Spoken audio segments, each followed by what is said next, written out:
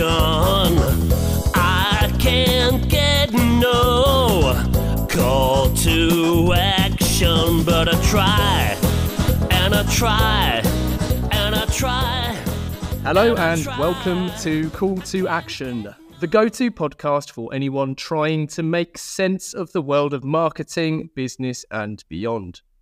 In an industry that is a minefield of utter bollocks, we aim to capture our heroes and allies from the front line to have a chinwag with. It's like Pokemon Go, with the single but vital exception that it's not a short-term bandwagon of shite. It's brought to you by Gasp, and I'm Giles Edwards. Today I've caught Andrew Tindall, a man who probably hasn't slept in days. We've snared Andrew straight from System1's Super Bowl war room. After spending the past week testing the ads our industry can't help but get sweaty about, he's here to tell us what won and why.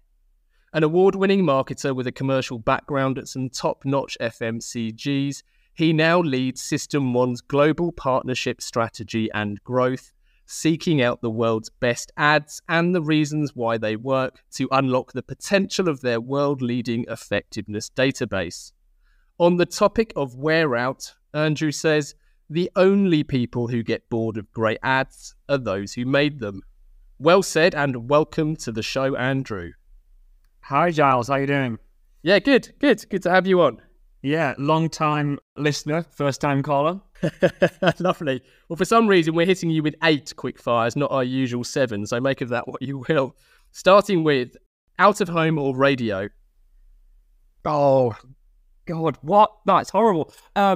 Radio. Christmas ads or Super Bowl ads?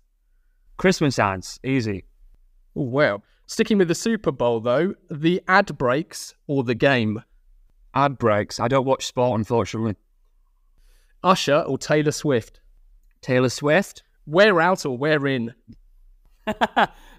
Wear in. Spike or fluency rating? Fluency rating. No. Oh. Spike. I'll go with spike rating, John. Right, two more. Lions or turkeys? Turkeys. Nice. And then finally, if you know, you know, Odyssey or Platinum?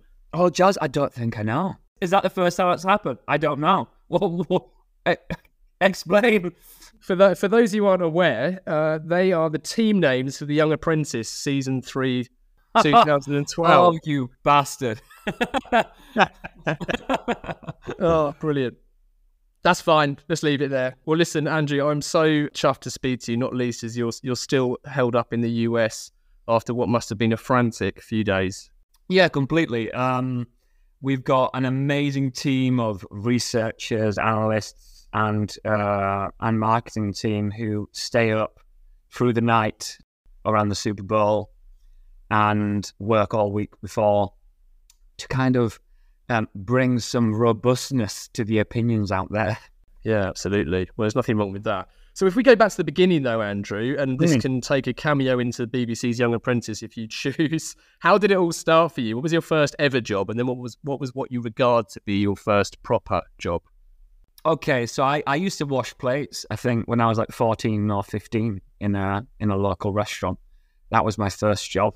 And I loved it, to be honest. It was good fun. And my first proper job, I could say my first proper job was I used to run data and insights from an activations free drink sampling app, which is amazing, called Dusk. But I think my first proper job was my stint on the Young Apprentice when I was 15, 16. Yes.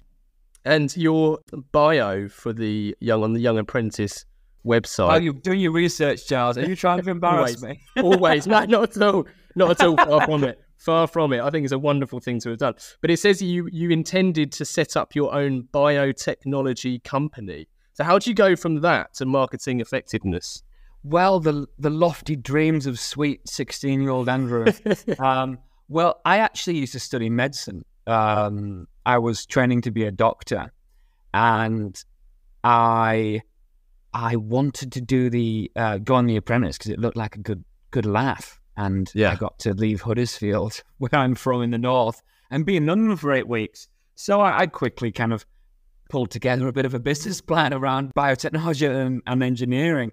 I quickly realized I just actually really do love marketing and business. So that never came about, unfortunately. Okay, so it was with intent that you ended up in this industry.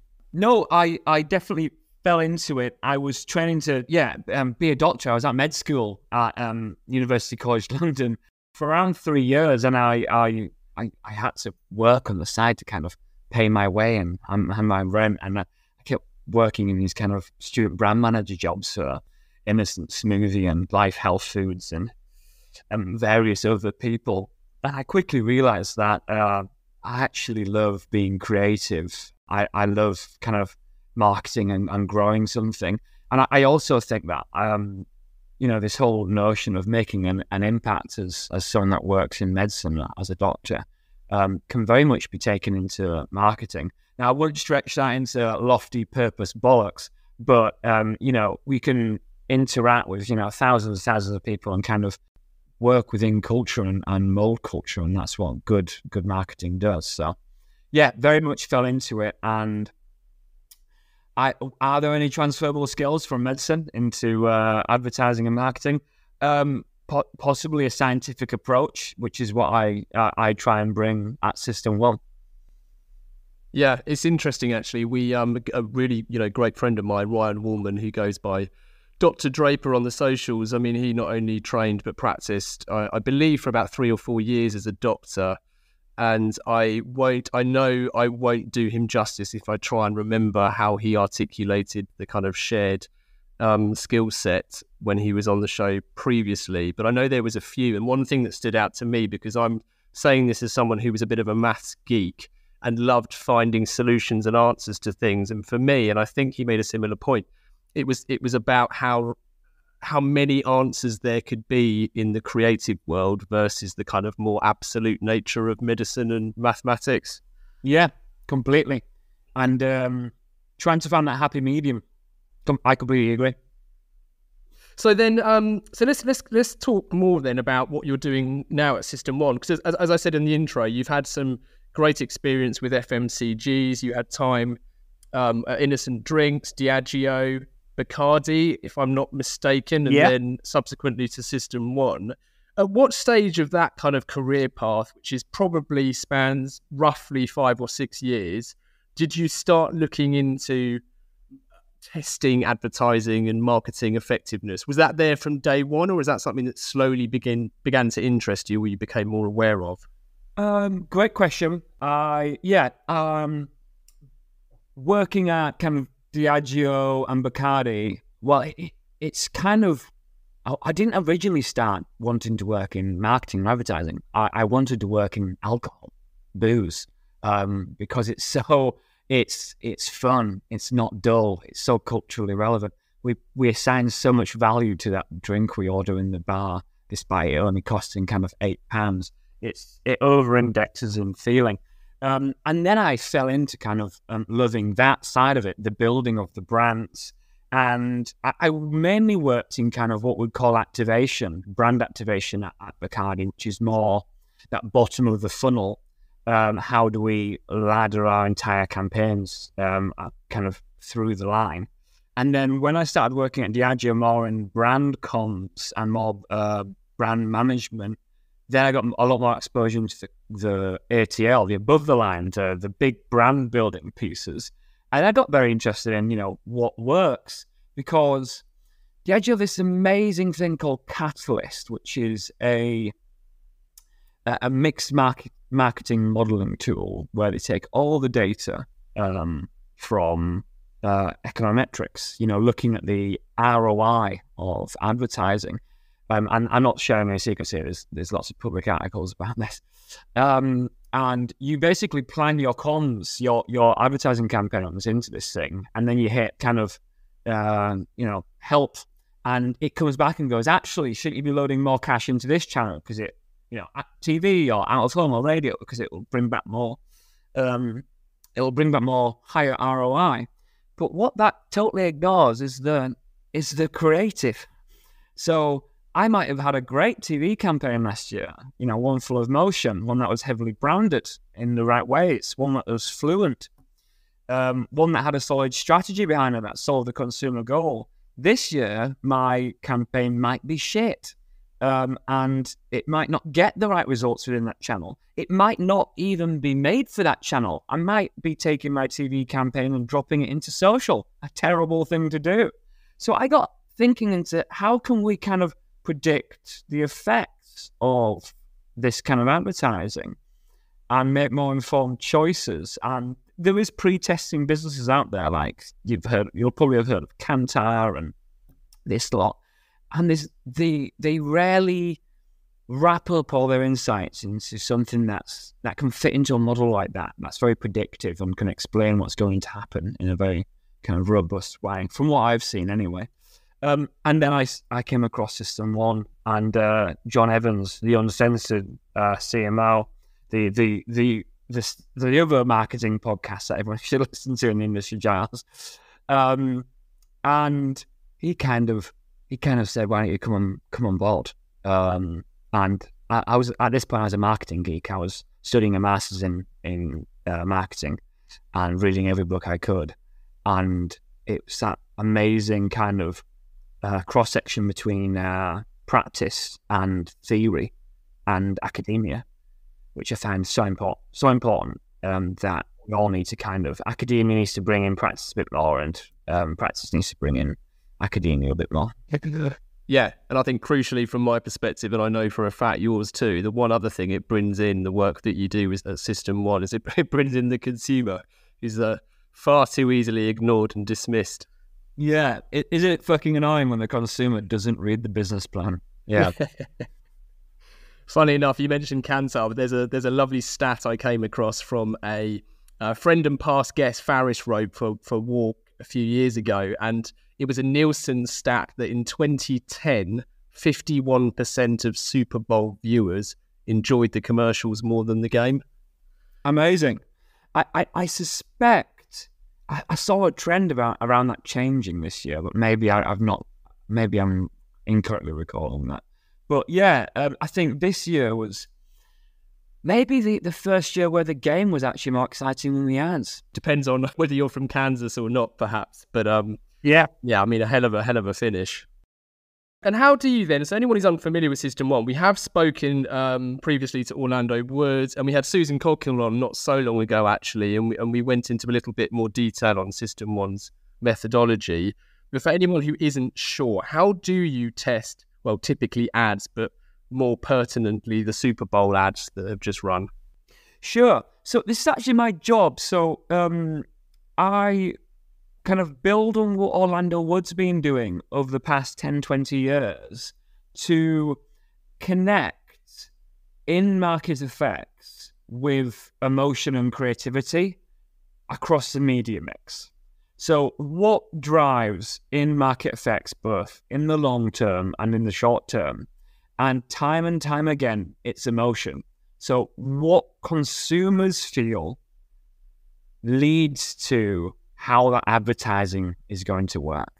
And then you've got the media lens on top of it, and then you've got the business objective and the kind of wider brand strategy below it. So how do consumers feel after being exposed to advertising always predicts how effective advertising is going to be. So how System1 approach that is we show 150 nationally representative consumers. So that's kind of a robust sample size to kind of get the general gist of how the nation feels, and we show them an ad and we capture how they feel using the 7 human universal emotions, second by second, and at what point they recognize what the brand was for, and we turn that into our predictive metrics that Orlando Wood has shown, and with the IPA can explain with the media lens. So ESOV, extra share of voice, so that ESOL and our star rating, which is built from our emotions, can predict and explain around 50% of long-term market share changes. So that is kind of like golden news to anyone that works in advertising or marketing. I often hear advertising being described as a weak force, just there to kind of nudge, but in reality, it's all about the product and the price and the place and the innovation. But no, this one of the 4 Ps, promotion, communications, advertising, is responsible for nearly 50%, nearly half of the changes in market share long term. So yeah, we generate these metrics based on how real consumers feel, and we've shown that this predicts actual in-market effects. And we test all 70 of them, and that means that all 70 Super Bowl ads this year have been tested with over 10,000 real Americans, and really getting to how they feel, and getting away from how marketers think or feel. Yeah, which is a much healthier place to be, I would suggest.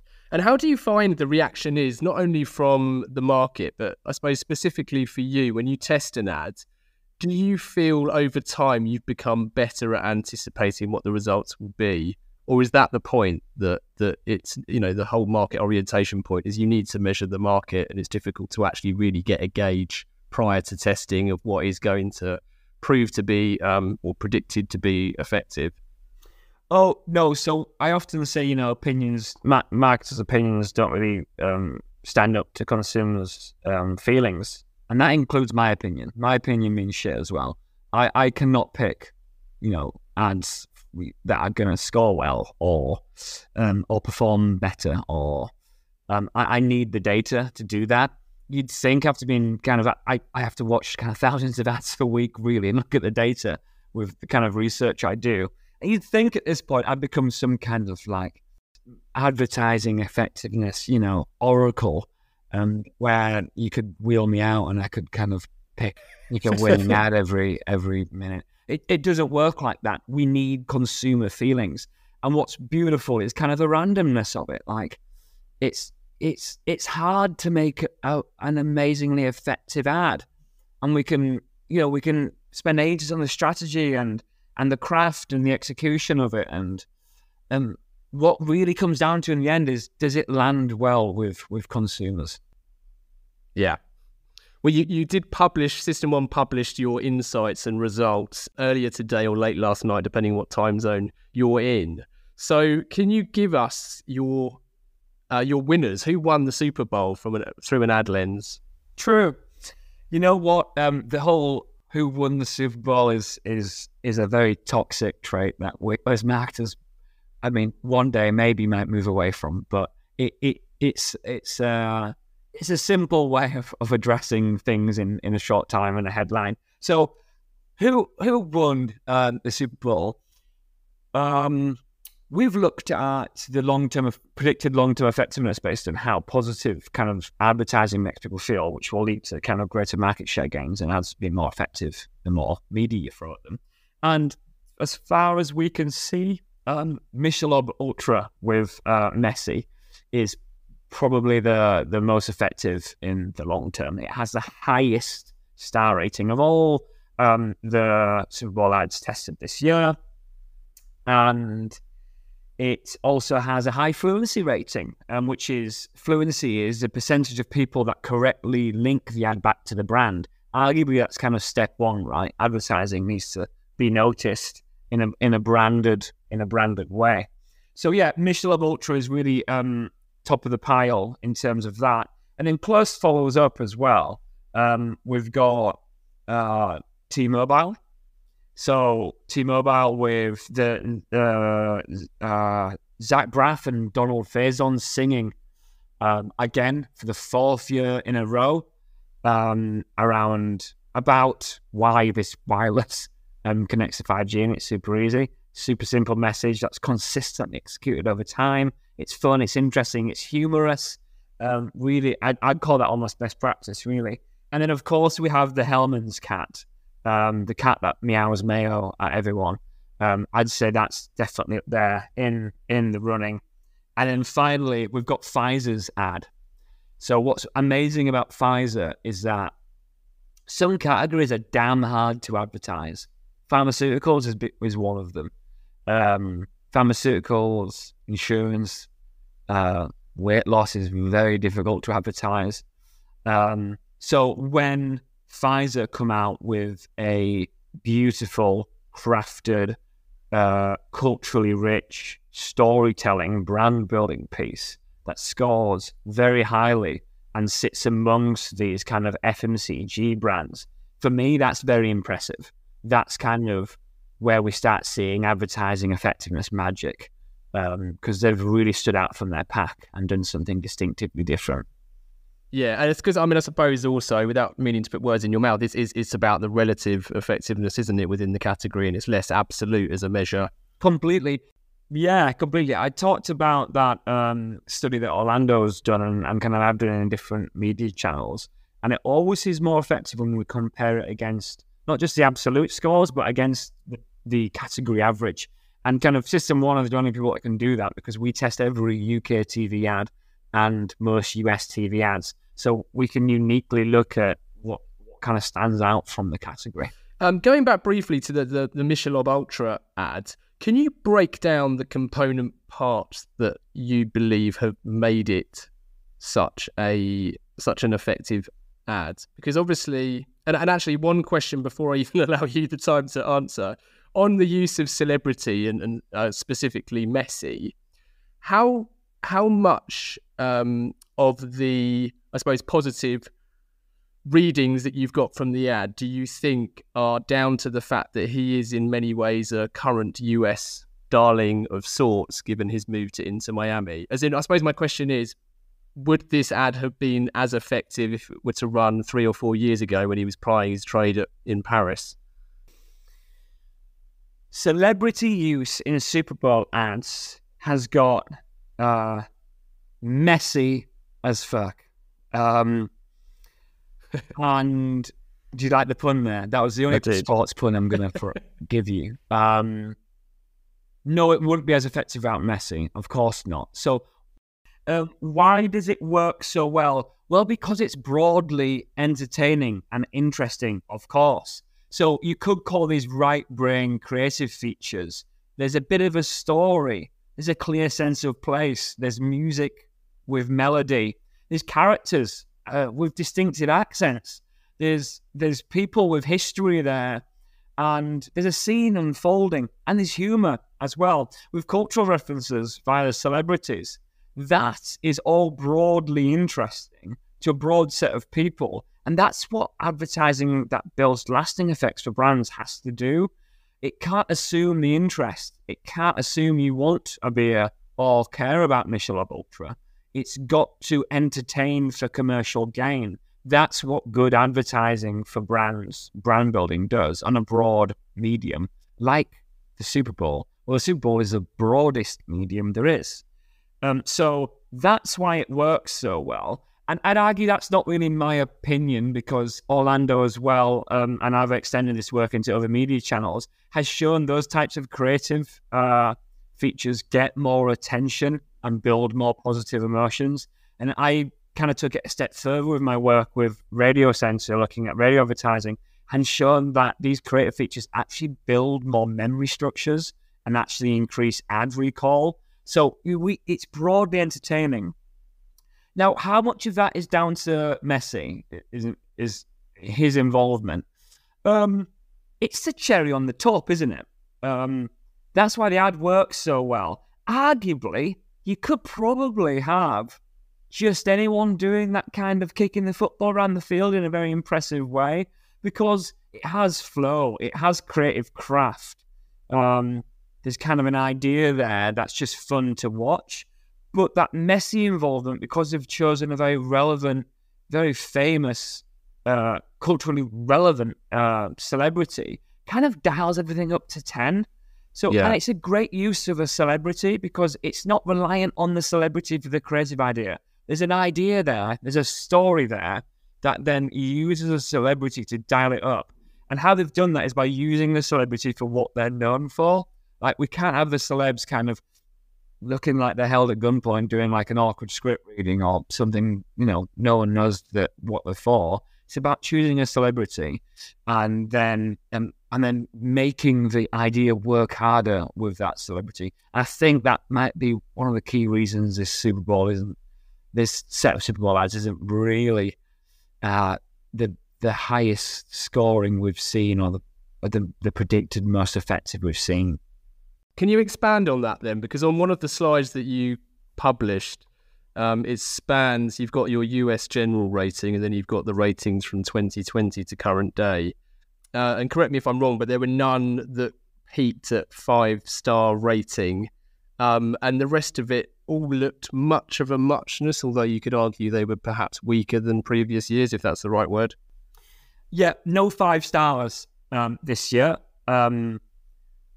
And there were a third of them were 1 stars. So our 5-star kind of rating with at least around 10% e-solve, we expect we'll gain around 3% market share kind of. That's a general rule across categories and kind of media. So it won't be perfect at the Super Bowl, because working out yourself at the Super Bowl, Jesus, I don't know how you even attempt to do that. And then 1 stars, we expect to really shift 0% market share in the long term and only really have these short-term effects. And a third of them this year were 1-star ads.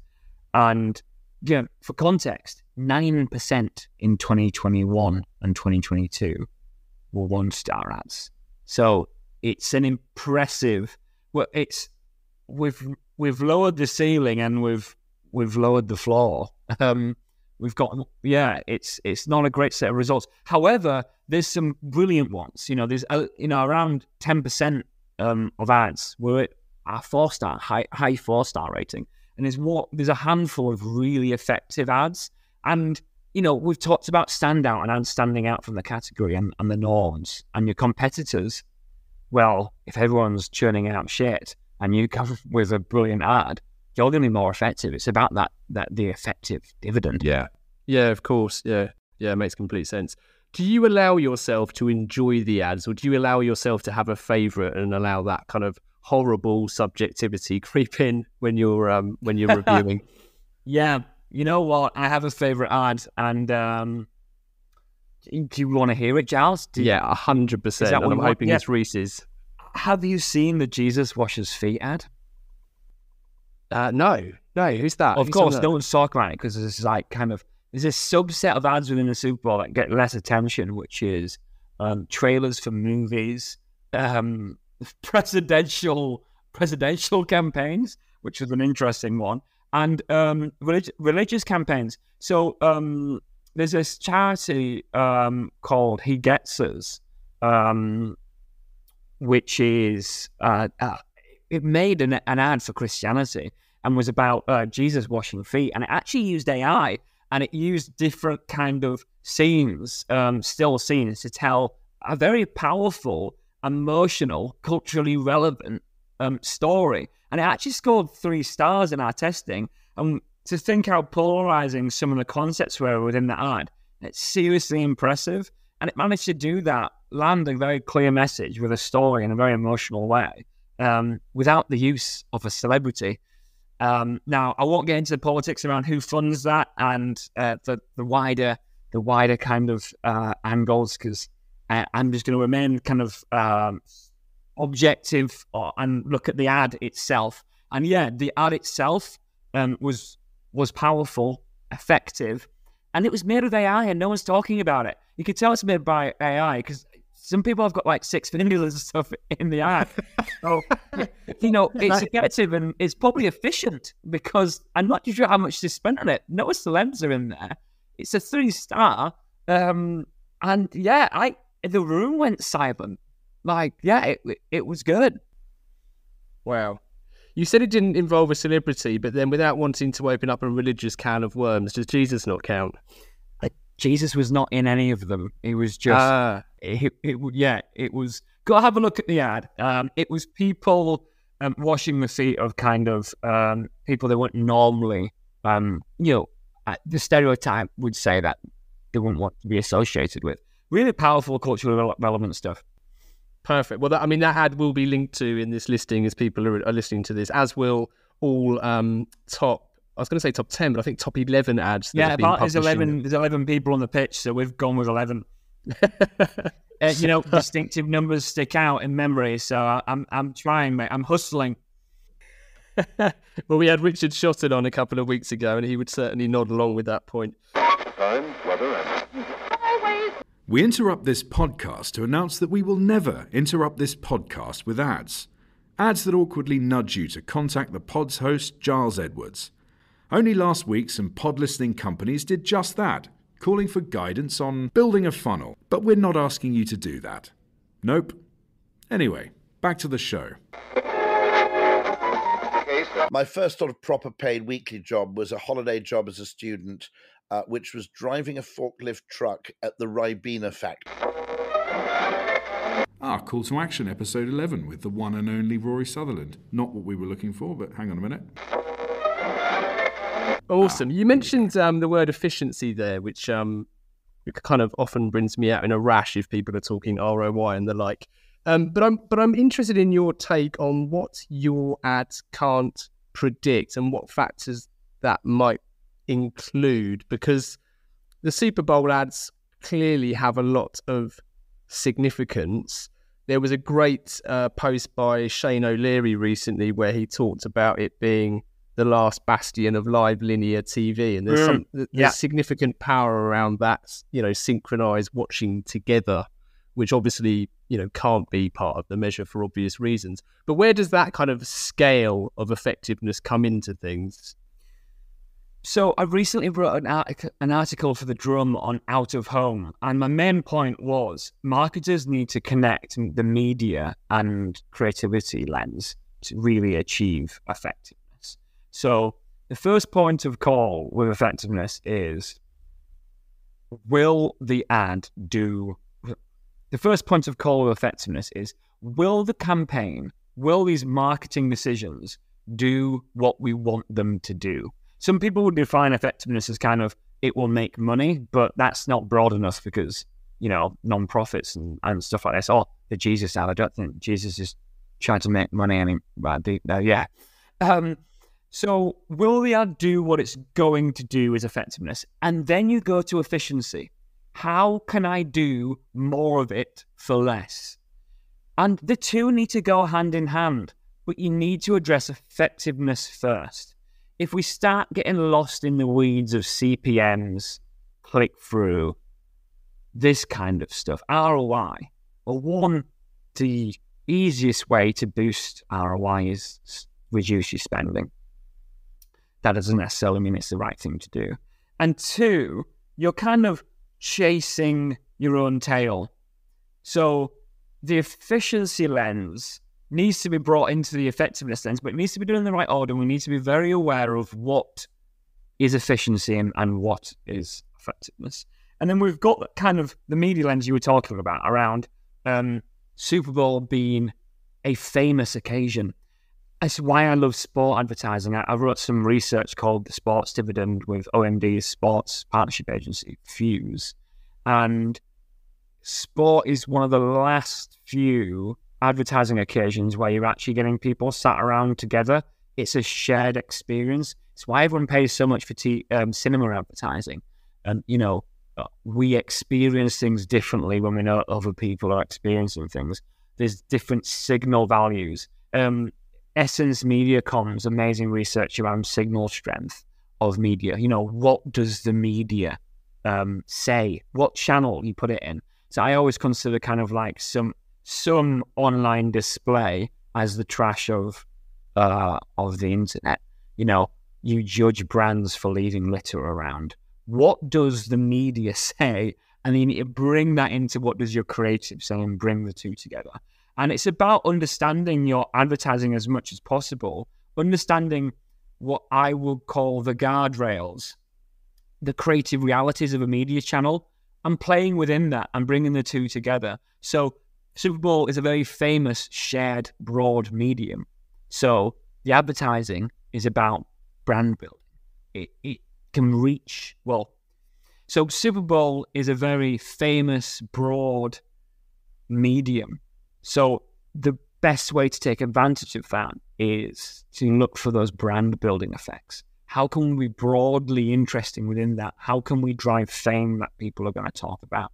So it's really about bringing in the lens together. What we do at System1 is understanding what the creative potential of an ad is and the effectiveness lens. And then it's about handing that information over to someone that really understands the media ends. Yeah. I picked up on the word you use, signalling there, because I think it's something that's just too, well, perhaps not understood as widely as it should be in our industry. But also, it's easy to assume just because it's one word, it means one thing. But I think there's so much signalling, not only from the great expense that a Super Bowl ad will represent, but also the signalling effect of being experienced, a shared experience, again, to use your term, and the prestige of the event itself. But I also feel maybe they're just notoriously hard things to understand and measure, typically for your, standard marketer who doesn't work in one of the sort of top 1% of big brands worldwide. Completely agree. I mean, one of the only things we all agree on, like what advertising does is signal.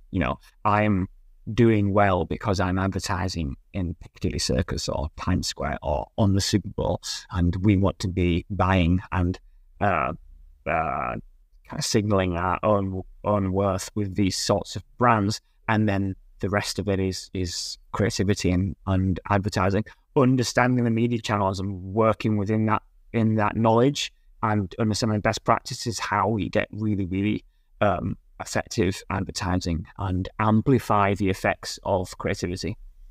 Yeah, perfect. We've had a few listener questions in, as I mentioned to you before we recorded, and one of them I think is quite a nice sidestep on the point we're talking on now. So I'm going to head there now, Andrew. Okay. So asking the general public for their opinion, be it on Brexit or boat names, is notoriously fraught with danger. But that's not stopped us asking. Scott asks, I clicked on a YouTube video titled Top 10 Funniest Super Bowl Ads 2024 and saw that the top comment was, usually I skip ads, but I just watched 11 minutes of ads willingly. Crazy. What is it about Super Bowl ads that makes them welcome and sought out, unlike, quote, regular ads? So we've kind of skirted around a few points already, but is there anything else you can field there?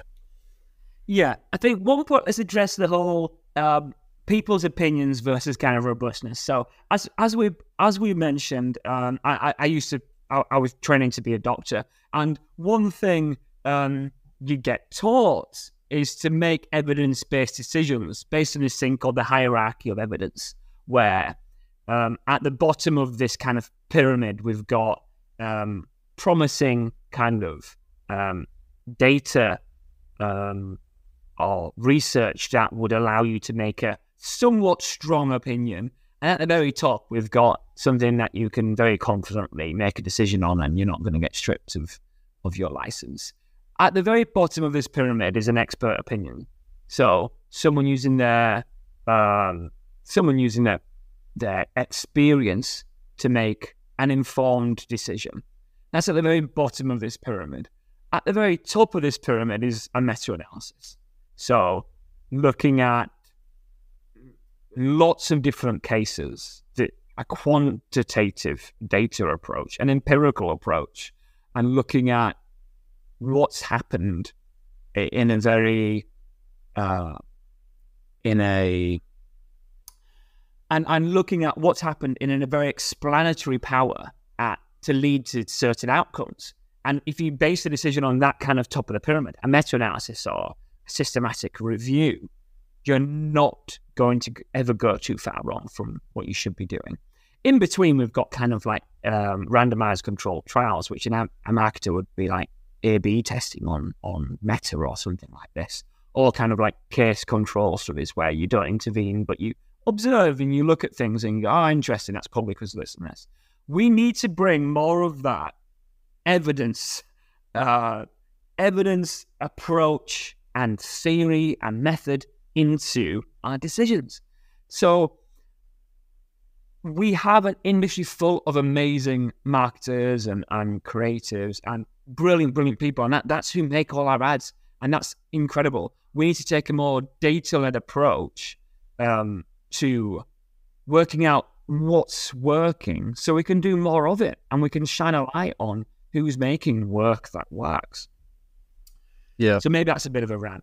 But and then in terms of, and then to address the second part of that child,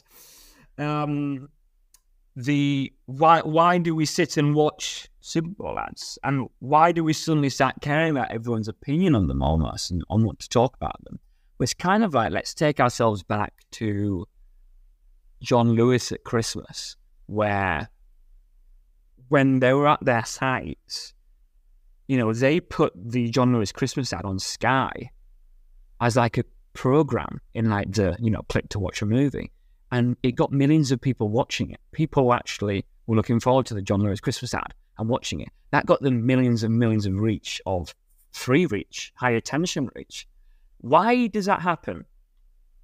Well, it's because it's a cultural, it becomes a cultural piece, right? It's what fame is. People are talking about my brand. And it's that dance between picking something that's culturally relevant and the celebrities, but also this cost signaling of how much the Super Bowl advertising costs. And people get kind of swept up in that, and it's really amazing. And it's about how do we understand how to make the most of that versus looking at it and going, oh, wow, people talk about ads with celebrities in, we should probably put more celebrities in our ads. Well, that doesn't necessarily mean that they're talking about your brand, does it? So it's about understanding that it's a famous, culturally relevant event that people care about, and then using that to make more effective advertising. Yeah, I mean, it's kind of a qualifier of sorts, isn't it, I suppose, because of that culture and fame that you mentioned. It's not as if you're waking up at 3 a.m. and Dave's still on and you see that weird carpet guy. I have never done that, Edley Giles, but whatever you do on your Sundays, I'm going to let you carry on, okay? Oh, deal. Question 2 from Steve. Steve says, you've spoken before about how the US are better at using ads for longer than UK marketers are. To flip that, what could US marketers learn from UK marketing? Great question. Let's not breeze over the start of that, where US marketers get a lot of shit. And the first stone recently was thrown by Mark Ritson around US marketers not being as effective.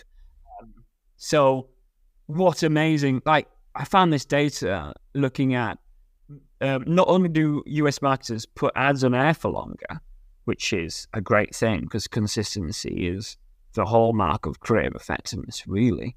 But they also make it, when ads are more effective in our database, we see they use them for even longer. So they kind of put more money behind the harder working ads. That's incredible. What can US marketers learn from UK marketers? Well, creativity is our greatest export, right? It's some of the creative work that comes out of our agencies is absolutely incredible. And we see this at UK Christmas. And American advertisers and creators should have a look at what happens at UK Christmas, because effectiveness goes through the roof from all the data we can see at System1. It's what I called earlier right brain creative features: story, character, and craft. But they're also packed full of fluent devices. A fluent device is a brand-owned character or a branded creative concept that gets repeated again and again across different campaigns. It holds this consistency to the campaign whilst keeping it fresh. A great example is Kevin the Carrot at Christmas in the UK with Aldi, where Kevin the Carrot is a brand-owned character and you can make him do anything you want, and it's Aldi and it's emotional and it's consistent. But you can change that message every year, and you can get him to sell different products. You can get him to tell a different culturally relevant story. So there's a distinct lack of consistency and fluent devices in, especially this Super Bowl work this year. I loved the Pringles ad this year because it played on, a distinctive asset, but I think it dropped accidentally a very effective fluent device. So I don't know if you've seen any of the Pringles work in the UK, but this is a global campaign, which is, again, why I love it. But it's about not being able to let go of the flavour that lasts with Pringles. And people get their hands stuck in the Pringles can, the tube. And it's playing on something that only Pringles can, a distinctive product asset. And it's laddered up into something a bit more emotional. Wow, it's got this flavour benefit, and it's a humorous play on it, and it's flavour that lasts. It tastes better. And admittedly, they stop there and don't ladder it into, something about saving the world or making them, purpose-led. It's beautiful. It's humorous. And they use it for multiple years. And the past 2 years of Super Bowl ads were this fluent device. Not, there was this one where a baby, I think, got his hand stuck in a Pringles tube, and then the ad was following him through its life, and he had to live with his hand in a Pringles tube. It's humour, it's craft, it's distinctive, it's branded, it's consistent. And Pringles this year dropped it for celeb with mustache looks like the Pringles man. It was a great ad, but I feel like they'd missed the crown jewels, and they were building something amazing. So, to recap, I think American marketers can definitely learn this kind of this fluent device and creative lens. There are some people that are doing it, like the T-Mobile, Donald Faison and Zach Braff, adopt these characters and sing every year, and I'm in their advertising throughout the year. But there's a lower proportion of ads with fluent characters and creative consistency. Yeah, brilliant answer. I'm going to move to the final part of the interview then, Andrew, slightly mindful of our time, which is our 4 pertinent posers. Starting with number 1, what advice would you give to your younger self? I would tell my younger self to slow the hell down. I was so brutally aware that I'd spent years in med school and then decided that I actually want to build a career in marketing and business and brand building. And I felt like I didn't have much time. And I guess in one part it's driven me. Like, I am aware that I'm 27 and I feel like I'm doing rather well. But I put a lot of pressure on myself when I was younger to just work all the time and expect to know all the answers. And it leads you to taking on feedback in a very personal way and not kind of making decisions, not taking enough time to make decisions, and comparing yourself to like other people and where they're at. And it's not needed. Like, the more comfortable I've got in my career over the past couple of years at System1, kind of just focused on what I know and what I can learn and where I can add value, the chips fall into place, and you kind of find yourself kind of progressing and learning and putting out really, relevant work that you're proud of. And the less you worry about that, and the more you focus on what you love doing, and just trying to learn and do what you can, and connecting with the right people in a positive way. That's what matters. So slow the fuck down would be my advice. Yeah, well put. Really wise words. Sounds like a much better place to be as well, where you are now. Well done. Yeah. Number 2, if you could banish one thing from our industry, what would it be and why?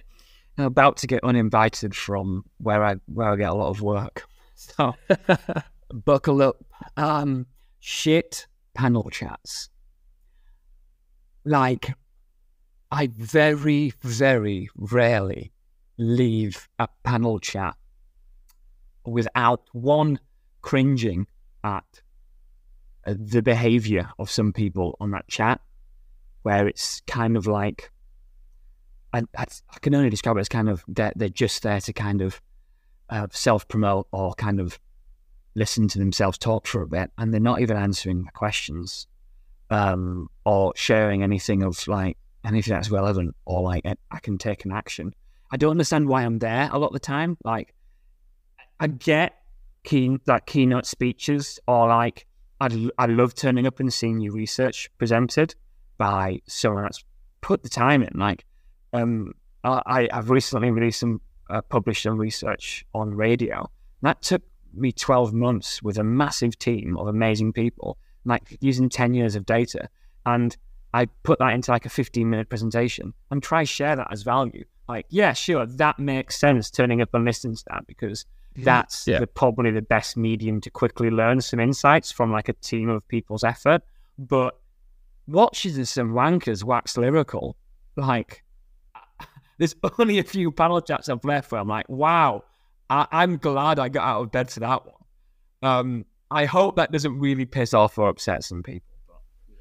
I think it needs saying, Andrew, typically, and I share your exact kind of pain around panels, is usually people are either like human thesauruses and they just repeat what the last person said in slightly different words, or they just parrot that person almost verbatim, and it's just such a pointless round robin of chat.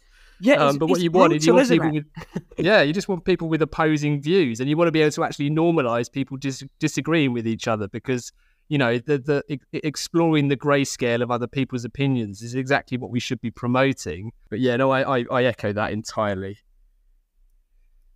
Number 3, Andrew, any books that you would recommend to our listeners? Yeah, you know what? I err on the side of nerd, and Jenny Rumenak's How to Build Distinctive Brand Assets is a marketing piece of gold. I prefer it to How Brands Grow, only because I feel like in the world I work in, I feel like that's very accepted knowledge now, and that's great. I read How to Build Distinctive Brand Assets. I've reread it, and I find myself actually applying the learnings daily, and it's up there in the hierarchy of evidence. It's got solid, robust data from consumers in it. There's not an opinion in that book, and you can actually take it and apply actual insights into your work. And I feel like my work got more effective after reading that book. I love Jenny. I think she's awesome. I've met her once. I love her book. And you know what, with Jenny, I actually, when I was doing my masters, when I was trying to decide on what I should do my dissertation on, I actually dropped her an email, because her email's at the back of the book. Like, oh, just drop me a chat if you ever want to. And she replied. So, what a wonderful person with an amazing book. I recommend everyone go have a read. Amazing. Yeah, no, I again, Jenny's awesome. She's been on the show a couple of times. I've had the pleasure of meeting her too a few times. She's a wonderful human being and a very smart one. So How to Build Distinctive Brand Assets. Perfect. And then number 4, Andrew, is we always dedicate every episode to someone, and we bestow or hospital pass that honour, depending on your view, to our guest, who has to give their reason why. So would you dedicate this episode? Yeah. This is so easy. My mentor, colleague, and I guess he's become a very good friend, Orlando Wood, who has been on this podcast as well. And Orlando has spent the past 10 or 20 years in an incredibly humbling way, working with the data that the industry has to answer important marketing effectiveness questions in a very insightful and enjoyable way through his work and books, Lemon and Lookout with the IPA. He's so damn humble and pleasant and a great human being. Who, if I can end up being anything like that one day and less of a gobby wanker, I'd be very pleased with myself. And he has been so generous with his time and knowledge with me, and allowed me to kind of learn from him, but then go and take his principles and his work into kind of new channels with the research I do. And we're working on some kind of publications together now. Orlando is possibly the most impactful and important person I've ever met in advertising, and it's a pleasure to work with him. Wonderful. Well, what a perfect and lovely recommendation. This episode is very proudly dedicated to Orlando Wood. Wonderful. So as a final call to action, as I mentioned earlier, we're going to share all of System1's insights and findings around the Super Bowl. We will link to Jenny's book. How else can our listeners get more Andrew Tindall? I talked about the hierarchy of evidence earlier, where we've got kind of meta-analysis at the top, and then opinions at the bottom. Right below that bottom is a secret shit brown layer of wankers' opinions on LinkedIn. I encourage you to go and stray as far from the hierarchy of evidence as possible, and have a follow of this wanker on LinkedIn. I overshare. We spend thousands and thousands on collecting data and building these insights. And I put far too much of it online for free. So do yourself a favour and go steal some of that. Wonderful. Yeah, wonderful. Amazing. Well, listen, Andrew, thank you so much for joining us from your hold up there in New York. It's been a real pleasure, mate, and I've really enjoyed this. Oh, really great to speak to you, Giles.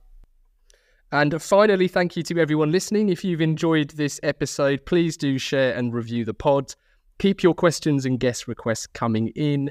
To get in touch, it's easy to find Gasp online, or email the mouthful, that is call to action at gasp.agency.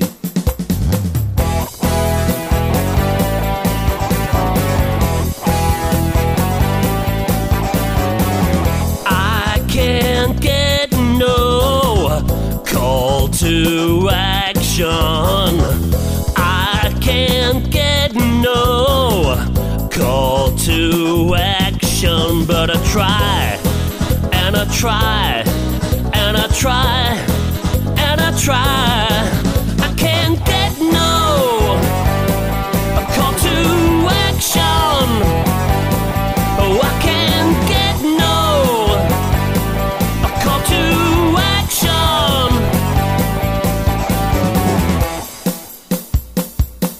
Yeah.